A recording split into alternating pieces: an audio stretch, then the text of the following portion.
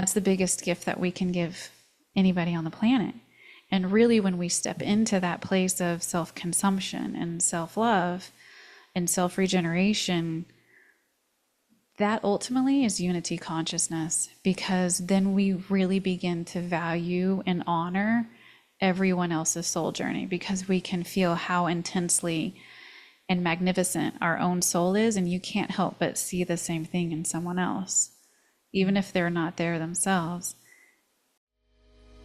Welcome to Love Magic Miracles. I'm Alina GG, and if you're a soul-led entrepreneur who wants to make a big impact in the world, you're in the right place. And if you'd love to weave feminine embodiment into your everyday and quantum leap every area of your business and love life to new heights, then plug into these conversations with these inspiring thought leaders and hit subscribe, comment, like, and share with someone you care about today.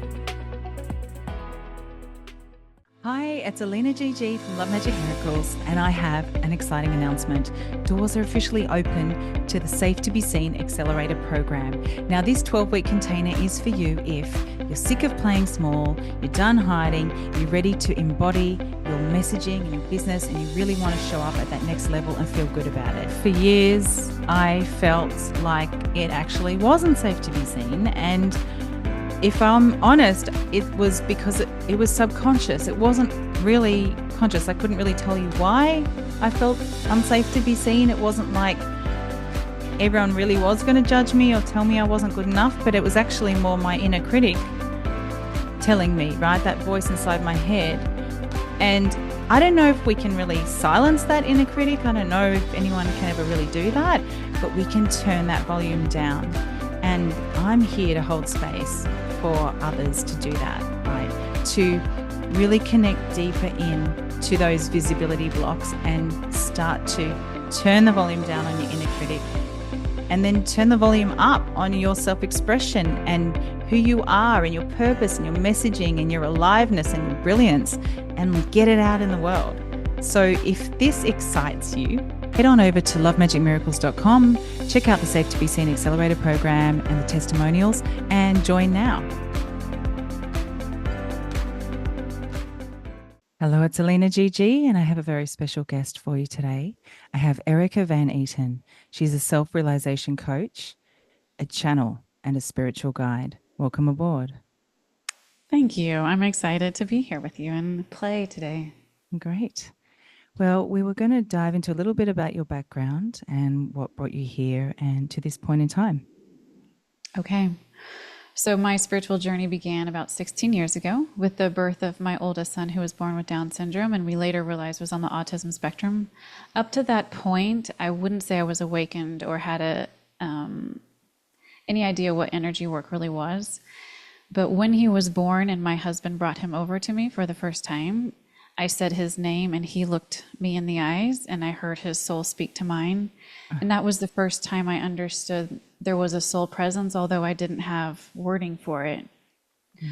So from birth till about age 3, we had a telepathic communication, although again, I didn't have language for that or a true understanding of what was occurring. I just knew what he needed, how he needed for me to be with him, and the environment that I needed to curate for him.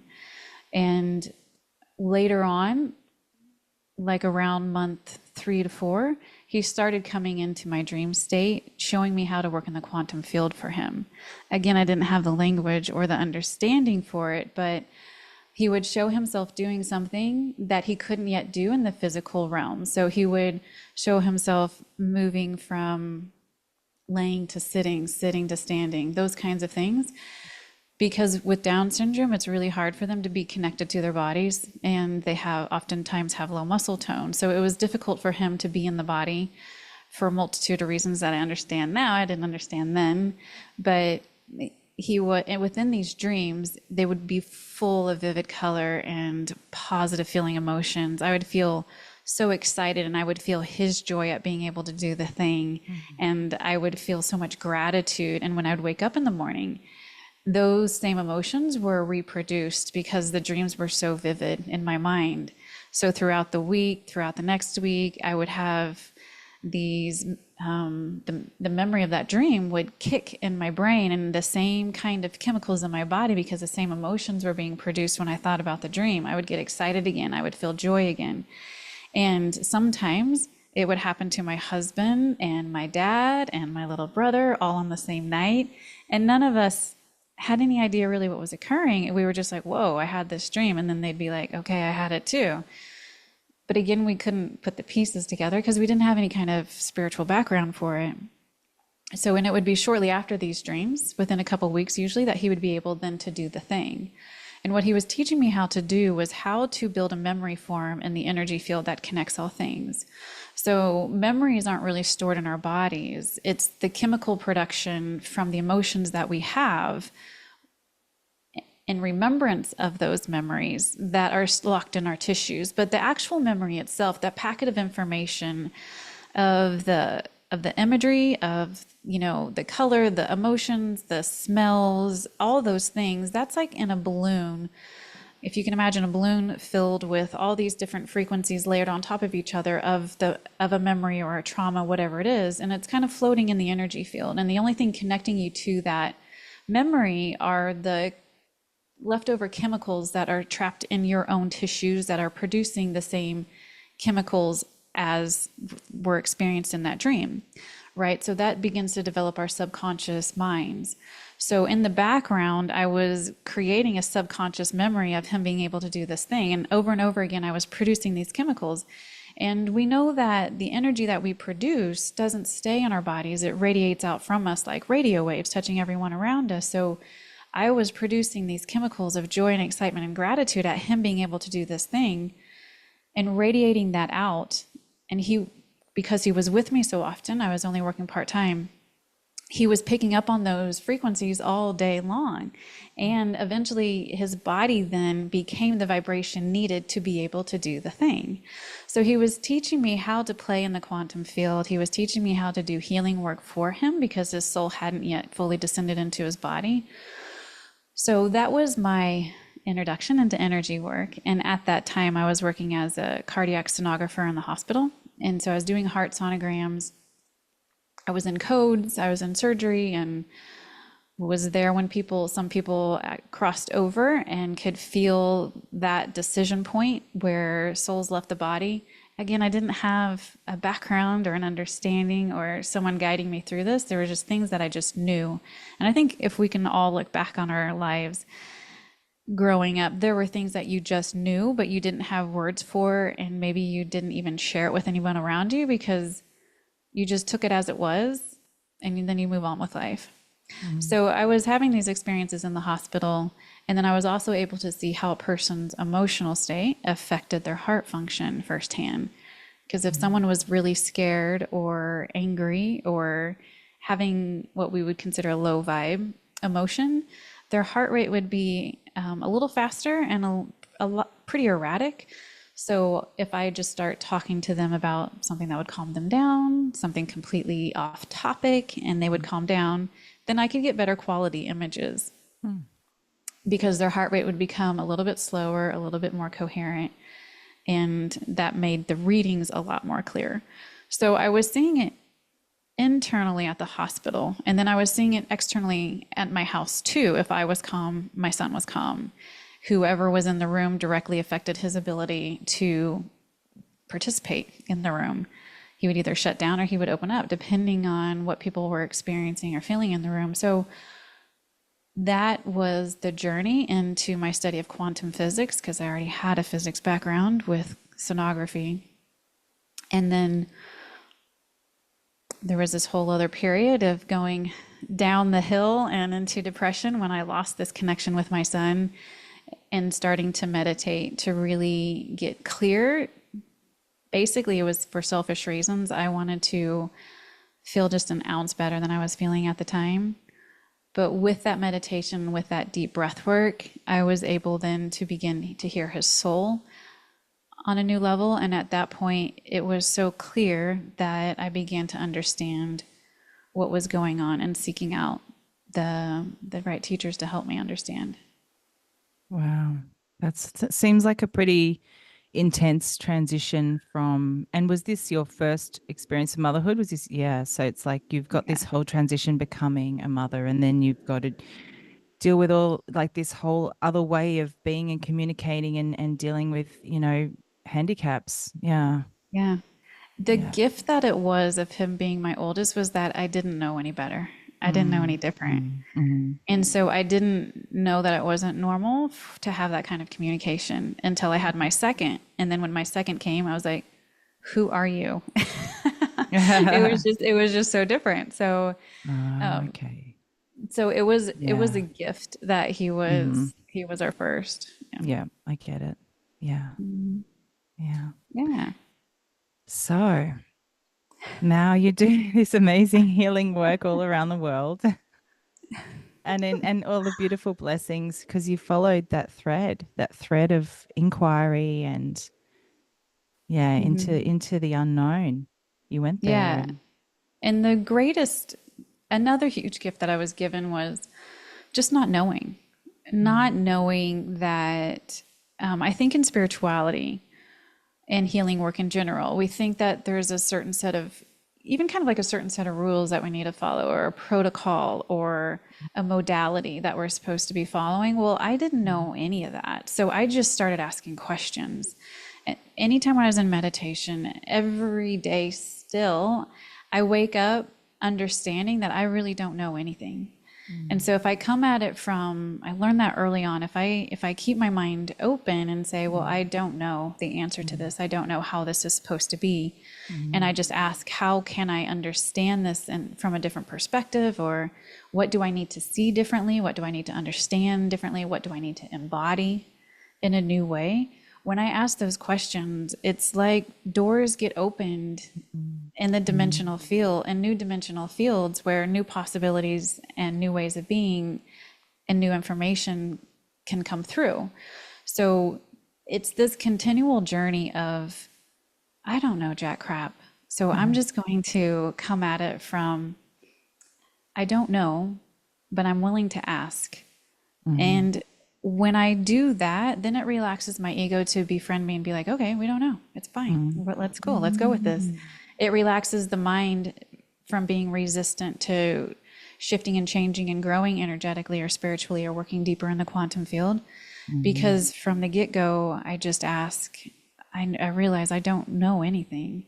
So coming from that perspective, it allows doors to stay open and really working in my own heart space. I ask the questions in my heart and the doors open within my own heart space. So I'm opening up a door to my multidimensional self. I'm opening up a door to that aspect of me that's in the sixth dimension that has the answer to the question that I'm asking. I'm channeling that information from the archangels through that sixth dimension that I am, and embodying that and allowing that to be shared with the client, the class, the audience, whomever. So it's really, for me, this whole journey is being okay with not knowing, with being an observer and being willing at any point in time to know this life differently and to realize what I know to be true for me is not true for a single other soul here on the planet, because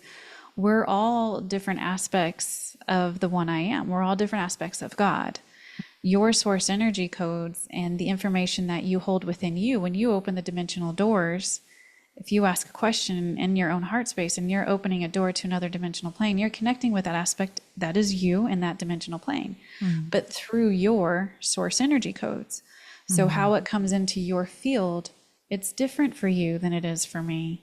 And that's why we throw around words like truth. Well, whose truth are we talking about? Are we talking about you, or one of my kids' truth, or my dog? It's all different. It's all relative to that person. So when I teach a class or when I work with clients, it's helping them feel the I am presence within them, that self-empowerment, and holding space for them to heal themselves and allowing them to feel that healing to come through them, with them, in them, as them, And that is the root of self-empowerment, self-trust, self-love. And if we can get to that root of self-trust, self-love, that means that we're consuming our own energy instead of looking outside of ourselves to consume what someone else is feeding us, or even a false belief system, right? Those memories in the field, we are feeding off of that all the time and regenerating our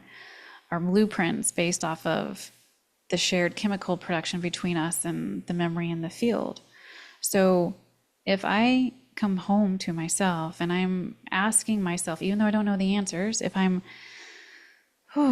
taking a deep breath and I'm just collecting all my energy and bringing it back home, that begins to signal to the body to produce chemicals of self-trust. Because for one, I've calmed the nervous system down by taking a deep breath, which signals to the brain and the nervous system, you're safe because you have time to take a long, deep breath. And if I intentionally imagine all these little arrows where my energy has been going out, turning around and coming back home, and I take a deep breath at the same time,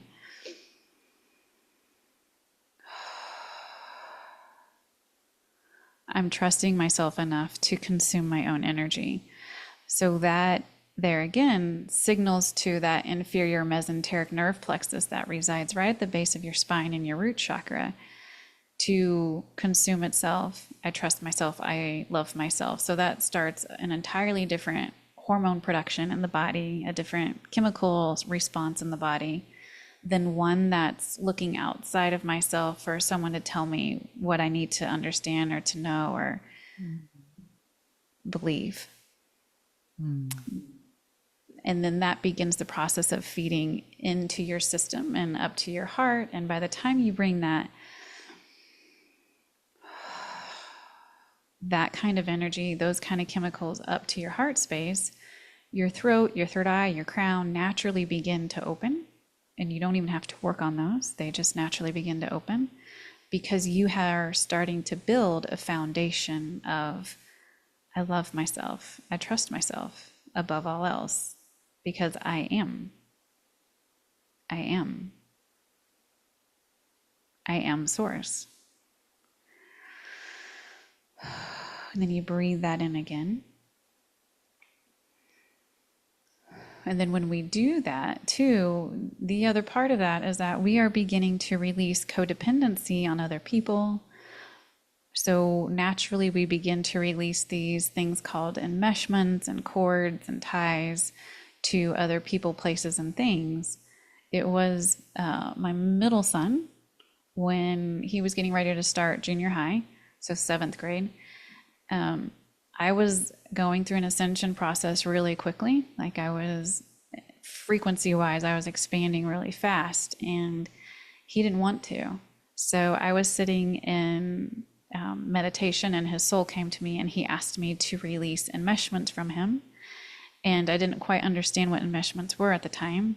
But then he showed him they're like chain link fences, because you're trillions of atoms, I'm trillions of atoms. And if we've had an emotional response to each other that we didn't really, process or whatever, our atoms of energy have bonded together. And whatever frequency they were bonded at, that part of our energy field is stuck like chain link fences, interlinked at that frequency. So if I'm expanding and shifting really fast, then it's going to be like I'm tugging on you to do the same.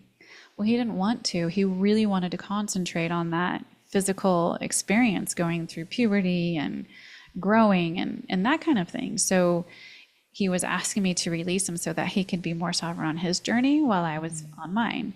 So that was my first understanding of how much, we really affect each other. And there was a period of time in my own spiritual development where I thought, well, I want to ascend and expand as much as I can so that everyone around me does too. But we're all on a different soul journey and a different soul timeline. And so it's just, let's come home to ourselves. Let's consume ourselves. Let's build this self-trust with ourselves. And that's the only thing that we need to share with those around us, because it gives them the sovereign ability to do the same.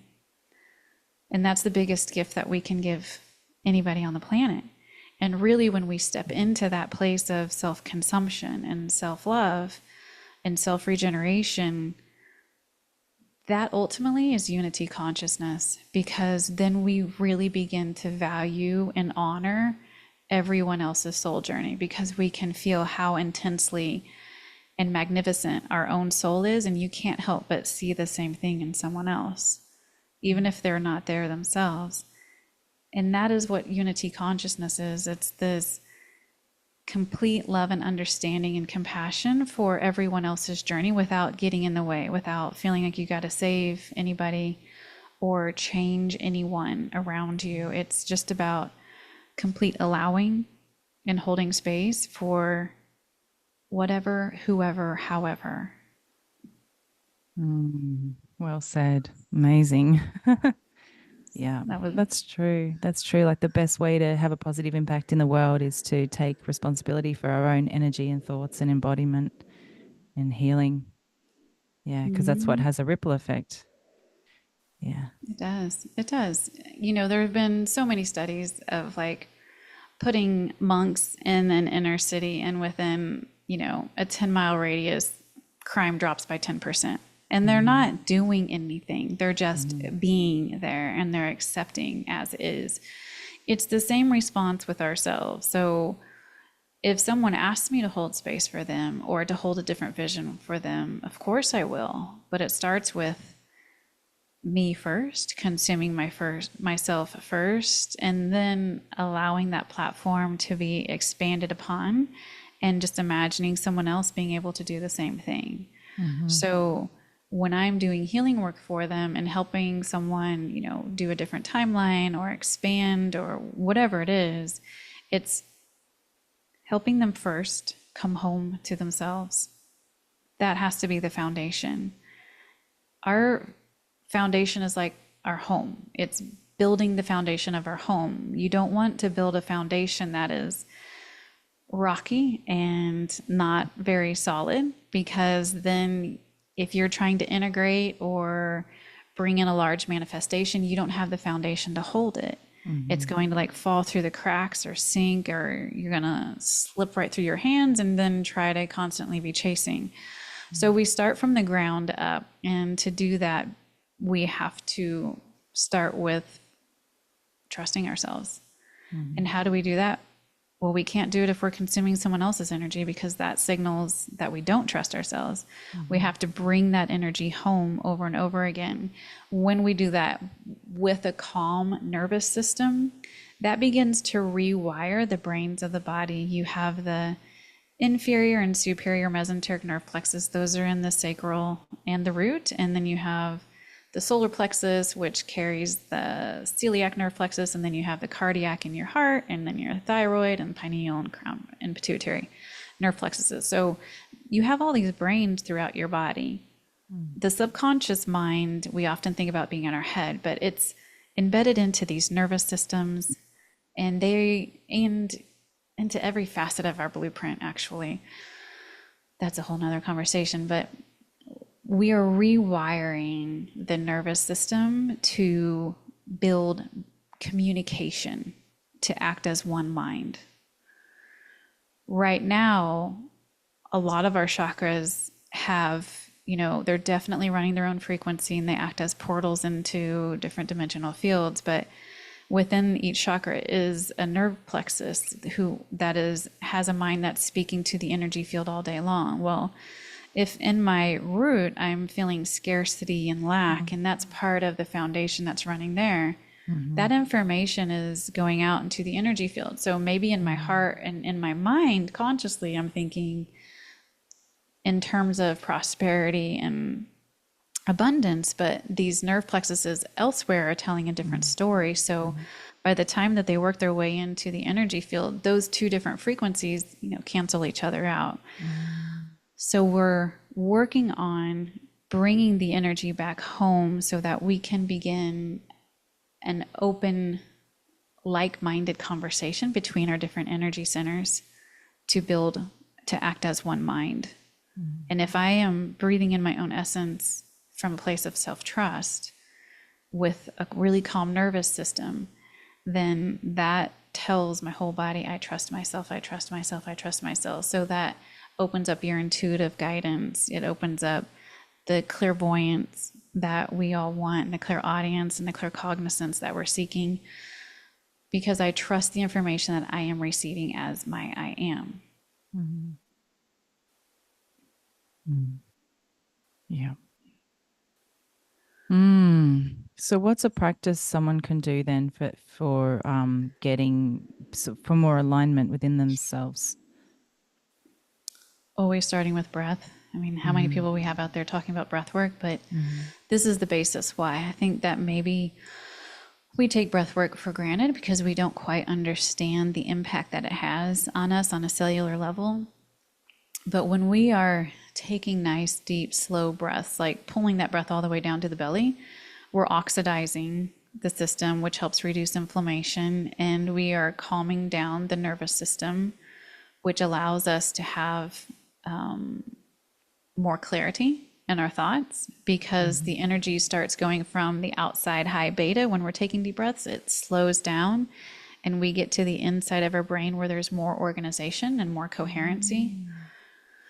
And we start, and when you take a breath, when you focus on your breath, energy goes where attention flows. So if I am feeling that breath come into my body and I'm feeling where it's coming at into my body and I'm breathing that nice and deep, if my attention is in my gut and I'm breathing nice and slowly, then my energy is naturally going to come back to my root. And I always want to work from the root up, because those lower three chakras are consumer energy chakras, right? We're consuming to produce life. We're consuming foods to feed the body. So these are literally consumer energies, and they're going to consume something. And so if I'm not concentrating from the root up, then I'm going to start pulling out information outside of myself. So we want to do it in a really grounded way. So oftentimes if we start from the crown down, nothing wrong with it, but we're bringing in a lot of energy that's outside of ourselves, because we're seeking that connection with our highest self, or it's just a different vibration. But if I breathe from the root up, it's more grounding.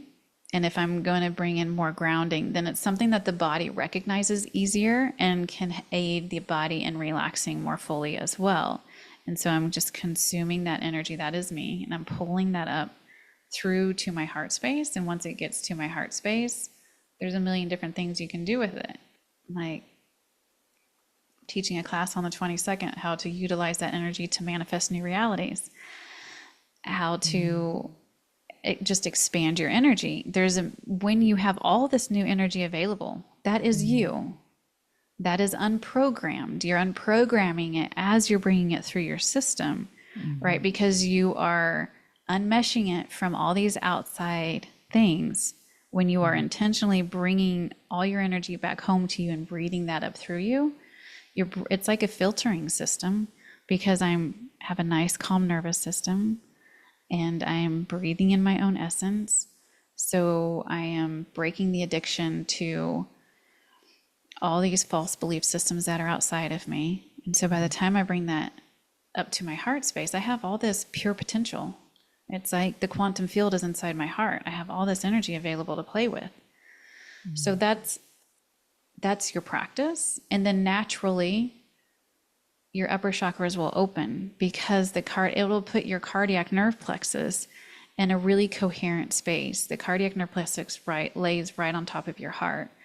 That communicates almost twice as many messages to your brain in your head than your brain sends to the rest of your body. So twice as many signals from your heart go to your brain than the brain sends to the rest of your body.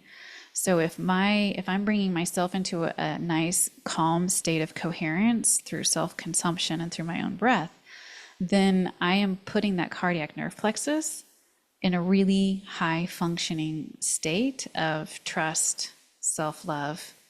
So that signal is going straight to my brain. That's putting my brain in a high state of clarity and kind of sinks right into the pineal gland, because the more coherent the wave, the deeper it reaches inside your brain. It's not going to get caught up in the outside noise because the frequencies aren't a match. If it's a nice coherent wave, it's going to go directly up to the pineal gland, which will start releasing.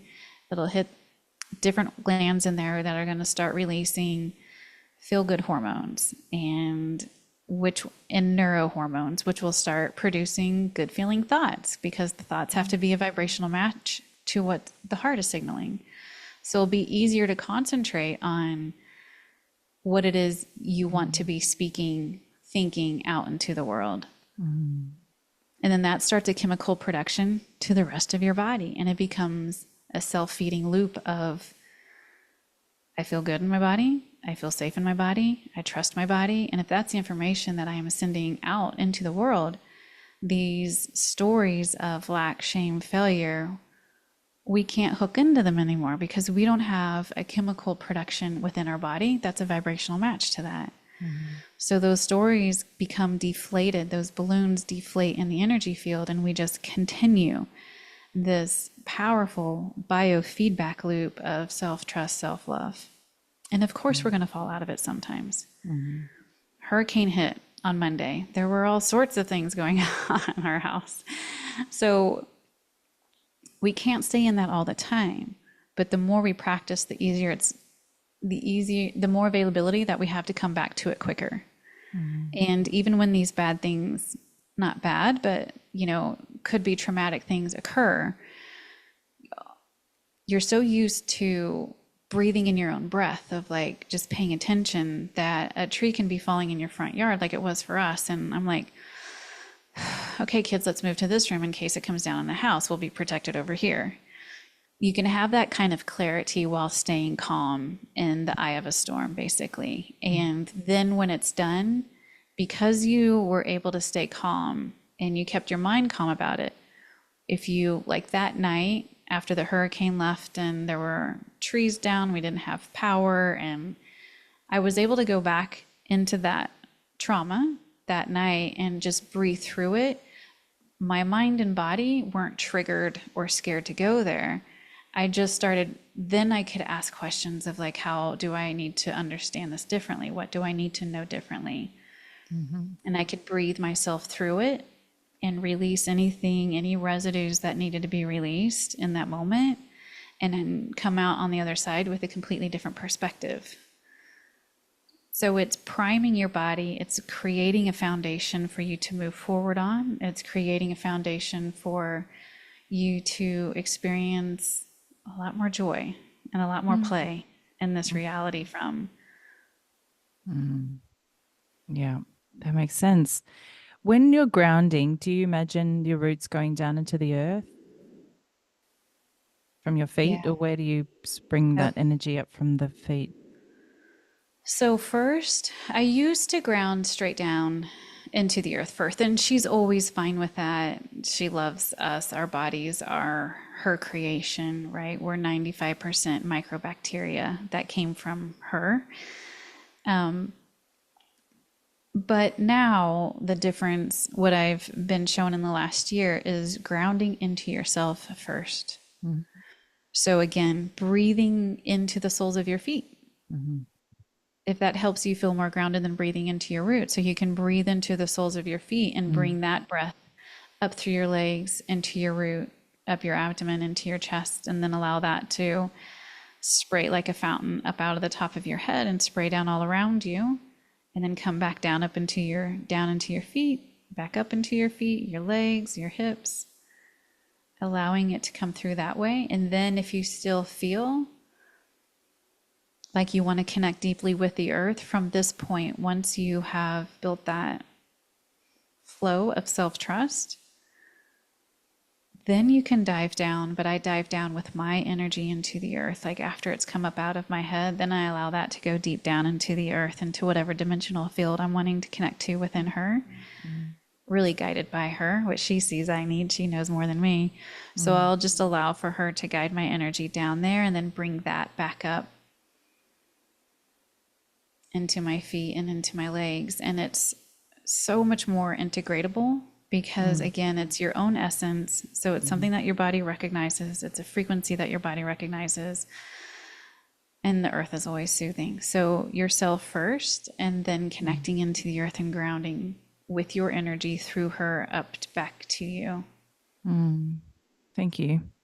Yeah, when I feel the soles of my feet, that feels like I'm in the present moment. It sort of helps me find that doorway to be, present with myself. It's interesting, isn't it? Something so simple, but it's so powerful. Just feeling the soles of our feet on the earth. Yeah.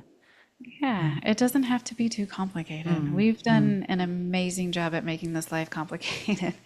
So one of the questions I always ask is like, okay, how can I explain this in a simplistic way? How can we integrate this in a simplistic way? And I feel like things really need to be practical and human, because we came here to experience being human. So if I'm going to be channeling, a different kind of light species, then perfect, but it has to be something that's integratable and palpable for us to really understand through this human experience. Or why would we, what's the purpose? Because we came here to experience being source energy as a human, and to learn and to explore and to play in as many different ways as we can here through the human experience. We didn't come here just to leave the body again. We came here to be in the body and to play through the body, to learn through the body.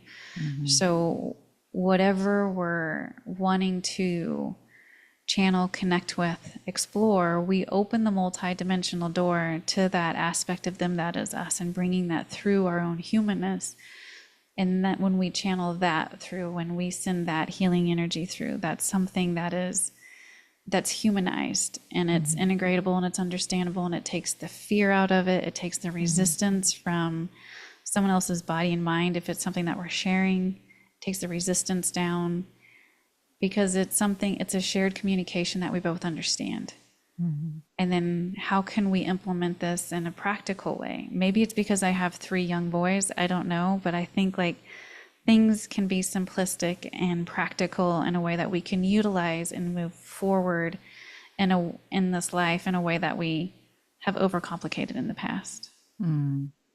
Yeah. Yeah. There's a lot of healing there in just dropping and letting go of those, things we don't need anymore. Energies, like you said, the enmeshments to people, places, things. If we start to shed and let go of suffering that we're holding on to, it creates more space for love and light and joy to come in. So, Right. yeah, that makes sense. Yeah. It's about play. I mean, don't be scared to screw up. I mean, we're learning through that too. Really, this life is about play, and it's about playing as hard or as big as you want to, and understanding that we can't do anything wrong. We're just learning. We didn't miss a sign. We're just playing with a different adventure. So just relax and play and come at it with, I don't know anything. And then when we do that, that takes the pressure off from having to be perfect, or that I've missed this opportunity and now I'm never going to get that back. Well, no, you just allow that opportunity to float for a while you're exploring this other thing. You're just playing. You're just playing. And when it's the word shift, it's the perspective shifts, that having that kind of wording in place allows us actually then to see a much larger picture. And here it's all about seeing the larger picture, being able to not see ourselves as this, flat 2-dimensional species, but seeing ourselves as a sphere of light. And from that sphere, we're wanting to be able to look through that sphere at 360 degrees all the way around us from all these different perspectives. The more that we do that, the more our sacred geometry, that is our energy matrix, snaps into place. The more access we have to our multidimensional selves, the more access we have to our I am, and feeling that oneness. So if someone is on the enlightenment path, that's the ultimate goal, is to be able to shift your perspective as many times as possible, to have a clear picture of what it is that is happening for you, around you, through you, with you. Great. So that means the ego needs to let go of how it's supposed to look. Right. The ego is one of my favorite things to work with because my oldest son, when he was born, his ego was almost non-existent. And so we would walk into, it didn't matter where we were at, because he didn't have a strong ego, he would become absorbed by the different personalities and energies in the room. So one of my questions was like, okay, how are we supposed to know this ego differently? What was the original intention of the ego? And it's your I. Your I has your source energy codes too. It, in the past, learned how to operate from a fear-based state. Its foundation was from a fear-based state because it looked at everyone around it and that's how they were operating. But ultimately, your I is this beautiful protector energy, and it's a healing container of light for you to be the greatest expression of you. So if I work with my I, and I actually allow it to expand and to remember that it's part of my soul, that when my physical body, when my heart stops beating here, my I is going to go with me whatever dimensional realm that I float off to next. My I doesn't die. It comes with me. It just transforms with me. It doesn't leave me. It's that individuated aspect of source energy that I am. So it's working with the I am differently with the ego. And then the ego begins to look around and at everything like it's just a frequency. Instead of it being a story or an attack or a trigger, it begins to look at this frequency. Is this frequency that's coming into my field, is that something that's going to expand my source energy codes? Is it going to expand my heart? Is it going to expand my DNA? Or is it going to cause me to shrink because the vibrations are too off? If it's going to cause me to shrink, cool. I'm going to reroute that energy back out of my field because it's not a vibrational match to who I am. So how do you, if you were triggered, how would you reroute that energy out of your field? So I bring it actually into my heart. So actually I'm going to bring it into my root, and I'm going to consume the trigger because I don't want to shame that part of me that feels pissed off. I don't want to shame my shame or failure or whatever it is that I'm feeling. I'm going to bring that energy that is mine into my root and allow myself to accept myself as I am. Then I'm going to start to breathe slowly to calm my nervous system so I can feel calm as I'm feeling shame. That means it's safe for me to feel shame. It's normal for me to feel shame. It's okay for me to feel shame. And I'm going to breathe that essence up through my sacral, up through my solar plexus, and into my heart space.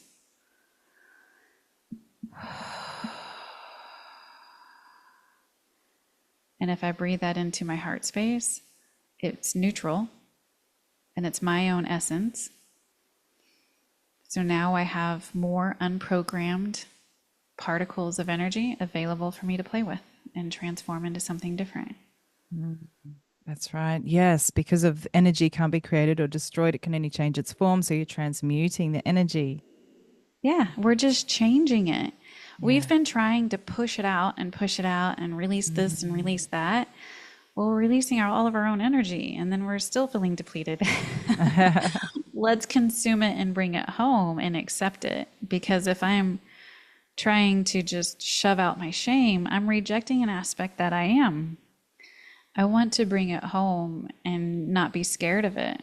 So to not be scared of it, I have to have a calm nervous system. To have a calm nervous system, I need to breathe deeply and allow myself to feel it. If I can allow myself to feel the shame while being calm, then I trust my shame. It's okay. It's okay for me to feel this. It's okay for me to have experienced that.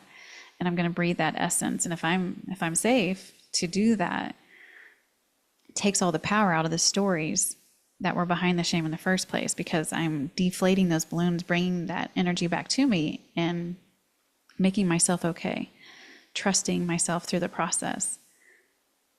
So that starts to untie all these balloons in our field. And so by the time it gets back up to our heart space, it's unprogrammed. And if it's unprogrammed, then I have all this energy now available to play with something completely different. I can curate something different with it. Very powerful. Thank you. Yeah, you're welcome. It's Mm. fun, right? It's fun to Yeah. play. Yeah. Yeah. Ah, I'm actually just thinking about my daughter and I think she has some asthma and sometimes her lungs feel like she can't breathe deeply. I don't know what I can do to help her with that. It's okay. I see it is pretty shallow. It kind of stops at that second lobe in the lung portion. So, one would be inviting her body consciousness into her heart and bringing the breath into her heart and making the heart okay, making the body consciousness okay. So, if I'm pulling them and I'm just asking them to be present in my heart space, so your body has its own consciousness. It's like a person that talks, and we can ask the body consciousness, her body consciousness, to come into her heart space.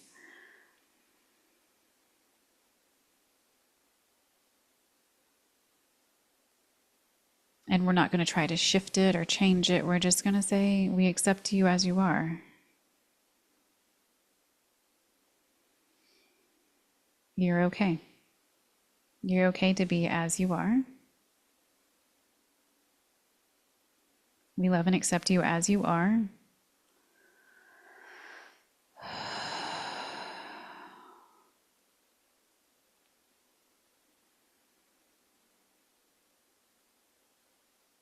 And so I don't know if you can feel, see, sense her soul, but it's inching down a little bit lower into the back of her lungs.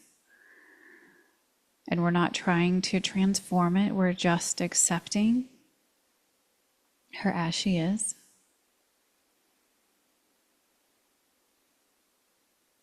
So if she starts to get upset, she just comes into her heart and asks her soul to wrap gently around whatever it is that she's experiencing. Because every emotion comes from divine love. Divine love is the core frequency of everything. So every emotion, no matter how crappy it is just a deviant of divine love. So everything can be brought back into divine love because nothing's separate from divine love. Resentment is just because we don't feel love. So we resent.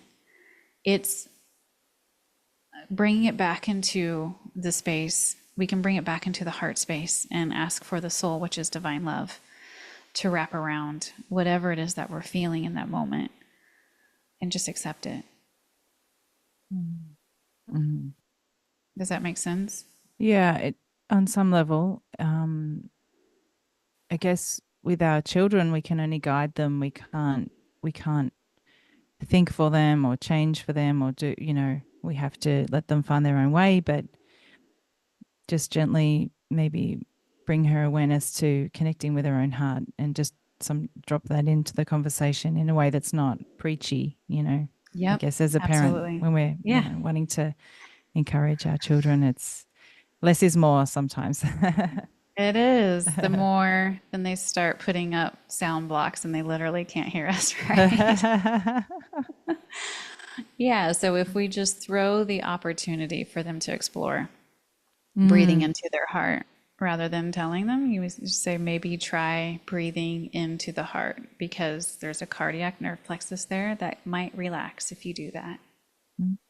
thank you. She's got a scientific brain, so if I say that bit, that'll respond to her. Yeah. Yeah, Nice. that's why her soul just had me add that in there. Mm, So bring that in and say that, and then that can create more coherence from the cardiac nerve plexus to the brain in your head. And if we create mm, that coherence, it can calm down the nervous system. If we calm down the nervous system, we can get that breath to go in just a little bit deeper. mm. Great. Thank you. Yeah, Yeah. Yeah. And then I guess, like all parenting or any positive change we want to see in the world, we just need to embody it ourselves and lead by example. So I exactly. think that's our job, isn't it? Like you were saying at the beginning, really. Yeah. Yeah, full circle Mm. conversation. Mm. It is. It is about as hard as it is, especially being a parent, to Mm. allow. Sometimes you just want to get in there and be like, man, This is what I see, feel, know for you. Like, can we just work through this? But they are wanting to experience life. They're wanting to play with failure. They're wanting to play with these things so that they can know themselves more fully as the gods that they are as well. So we just have to honor it, even though we can see sometimes that it's a much harder path that they're choosing. It's still their choice. Easier said than done. Yeah, that's true. That's true. Yeah. But that's okay. It's like nice to have some space and some surrender in there. Like you were saying, let them have their own sovereignty and hold, like empower them with that to trust their own intuition and make their own choices, right? Because they're going to need those skills when they're out there in the big wide world. Exactly. And that's kind of where parenting has failed in general. And I mean, I was part of this when the kids were really little, is you want to protect them from pain. You want to protect them from suffering. So you try to deflect and step in and do healing work when maybe we shouldn't have, and all these things. But that promotes codependency and doesn't allow for a sense of the I am sovereignty to be met and explored and worked with. So learning how to take a step back, offering a tidbit of advice or assistance without projecting that energy into their field. So we can do that through self-consumption and just offering whatever it is we feel called to offer, that how they could do something a little bit differently, but not like punching that energy into their field, just allowing it to hang in the air. Whether they want to integrate that and utilize that, they can. If they don't, they don't. So that's how we can play differently with our kids. Yeah, that's great. Yeah, that's important that any parent out there hears that, because it's empowering for everybody. Yeah. Yeah, we can let go of the need to control as well, because that's fear-based. If we're It trying to is. control, it's fear-based. Yeah. It is, and it just takes people away from themselves. It's another sense of separation.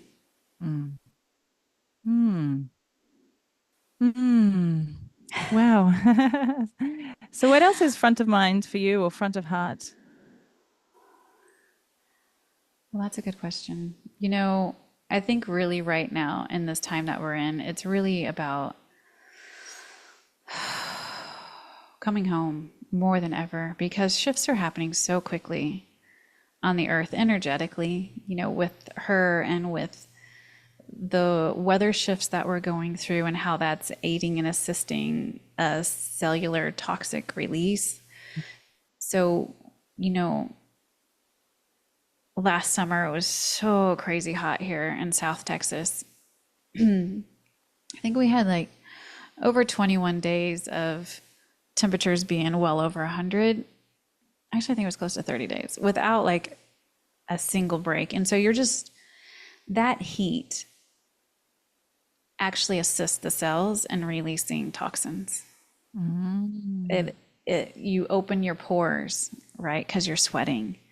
And toxins and old neuropeptides that were trapped in response to the thoughts and the emotions that we've had from traumas. When we haven't breathed through those are what get locked in your organs and your tissues, are neuropeptides and chemicals that we can call toxins because they're toxic energy, right? So those move through water. So if we are sweating, that's kind of why people get addicted to really heavy exercise. People that are addicted to exercise, they love that release that they feel through their sweat. They might not have words for it, but that's what they're doing, like a deep emotional release every time they do that.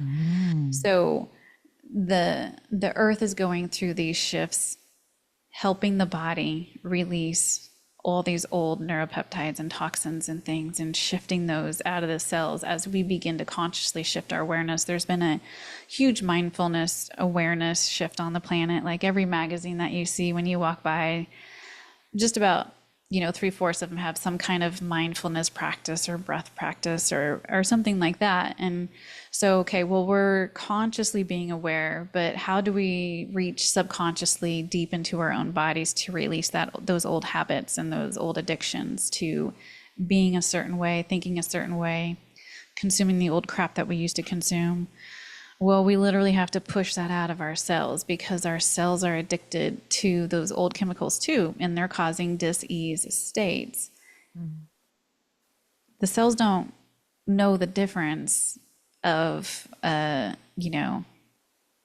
toxic chemical and a good feeling chemical. It just absorbs it, and whatever it's used to being fed, it's going to keep desiring to be fed. So we are reprogramming the subconscious mind, but we're reprogramming the addictions of our cells consumption of chemicals, and we're needing some assistance with that because we're kind of hard-headed, right?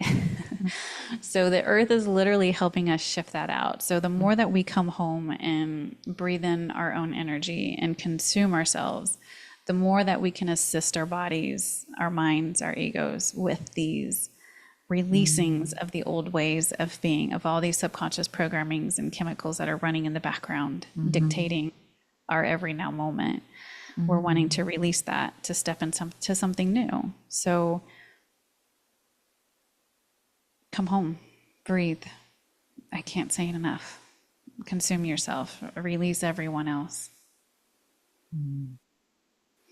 Yeah. So I've heard that cortisol, like the stress hormones, are addictive. So why do our cells get addicted to bad feeling chemicals? Because it gets used to metabolizing that kind of chemical. And it's like people get addicted to smoking. They know it's not good for them, but they just get the rush from it. So the cells are the same thing. They get this rush of metabolism from this chemical. They know how to metabolize it. They know how to use it, yada, yada, yada. So it keeps craving the same thing because it knows how to process it. It doesn't know how to continually process this feel-good hormone serotonin all the time because it's not used to it. So it doesn't crave it. It craves this other crap that we've been feeding it, the cortisol. So it's retraining the body, just like we're trying to retrain our thoughts and reframe how we're speaking to ourselves and one another. We're literally needing to retrain the body on how to metabolize light.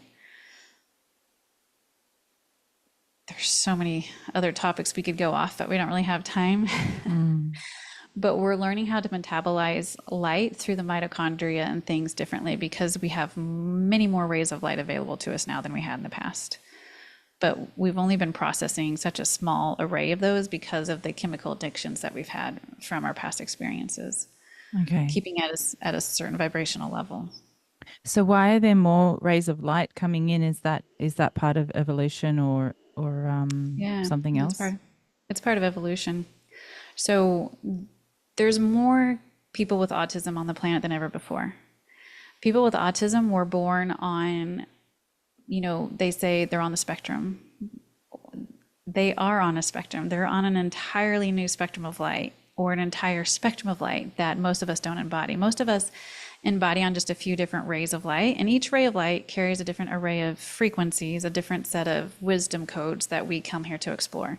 Well, those with autism carry a massive array, all the colors of the rainbow, and then some, and then some, and then some. So they have these very expansive souls trying to fit into this body that hasn't been developed in a way that can contain that much light. But they keep coming. So I ask the question, why? And it's because they're bringing these vibrations to Earth for us to step into, much like the indigo people, the souls that came in on the, labeled as indigo people here on the planet, like in the 80s, 90s, whatever. They were carrying a higher frequency than the parents before them and the parents before them.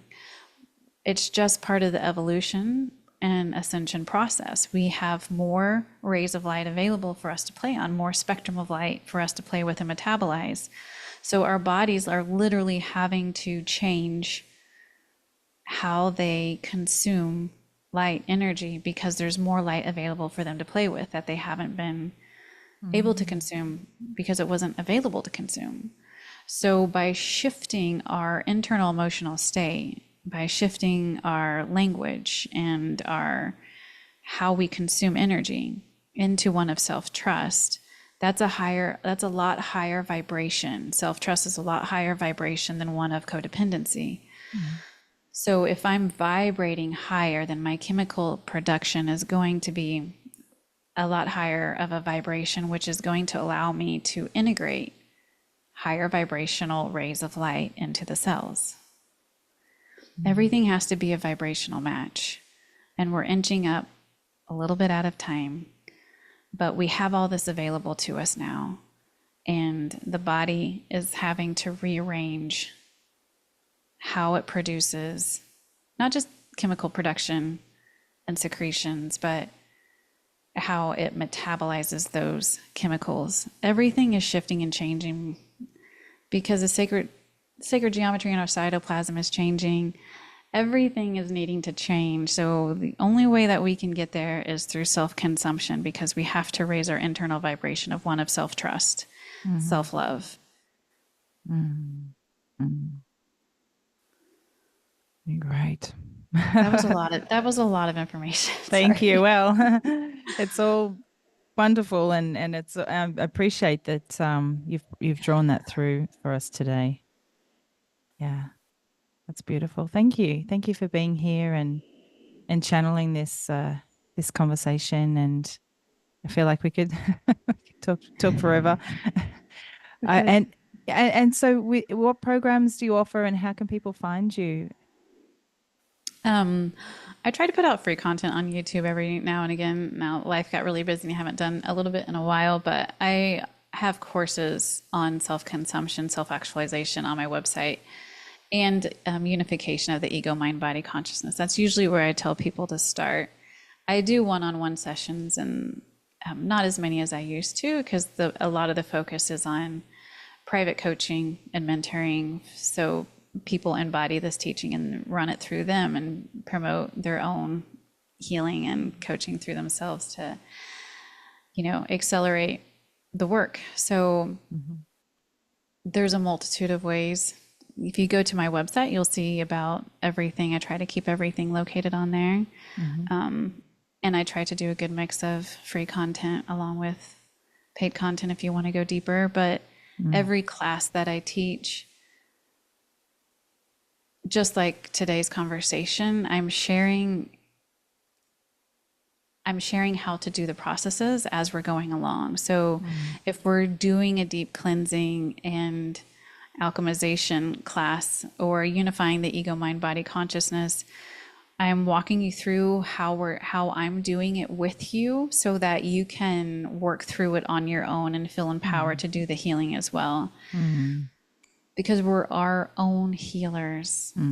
We're our own healers. So my technique, I do have a very healing voice because the archangels work through it very clearly. So there are a lot of healing vibrations that you probably felt today. But at the same time, it's always about sharing the information of how to do this when you're not with me or when you're not with someone else, like how to do this for yourself, how to hold space for yourself, how to come home for yourself. So that's how my work might be a little bit different than. So if you're looking for someone to do everything for you, I'm probably not the right person. But if you're wanting to feel more empowered and to become your own healer, then that's more where I'm at. That's great. And so is that Erica VanEaton healing.com? Is that the website? Yeah, great. Yep. Okay. Well, I'll just pop Yeah. that in the show notes, and people can connect there. Yeah. Well, thank you. Is there any final thoughts or sharings before we sign off? No, I feel like we overloaded the audience with a lot of information. But I'm grateful. I'm really grateful for this time that we've had together to Me play. So too. thank Me you. too. Thank you. Thank you. Thank you. All right. Have a beautiful rest of your day. Thank you. You too. Bye. Thank you, Erica, for that inspiring conversation. Here are the key takeaways. 1, everyone has a unique soul journey. 2, unity consciousness is self-love and honoring your own and others' soul journeys. 3, focus on your own growth and hold space for others with acceptance. 4, when we come home to ourselves, we give others the sovereignty to do the same. 5, when we take a deep breath, it signals to our nervous system that we can relax. 6, remember to play. Play in the quantum field. There are so many possibilities available to us. Open up to new ways of being. 7, we have numerous brains in our body. 8, how we feel radiates out and affects others. 9, a person's emotional state affects their heart function. 10, keep an open mind. Ask yourself, how can I understand this from a different perspective? What do I need to see differently? What do I need to embody? 11, when we surrender and say, I don't know, the ego can relax its resistance. 12, divine love is the core frequency of everything. 13, the answers we seek lie in self-empowerment, self-trust, and self-love. Don't look outside for the answers. Thank you so much for listening. It means a lot to me. These conversations are having such a positive ripple effect all around the world. So if you really enjoy them and want to spread those good vibes, please remember to subscribe, comment, like, and share with someone you care about today.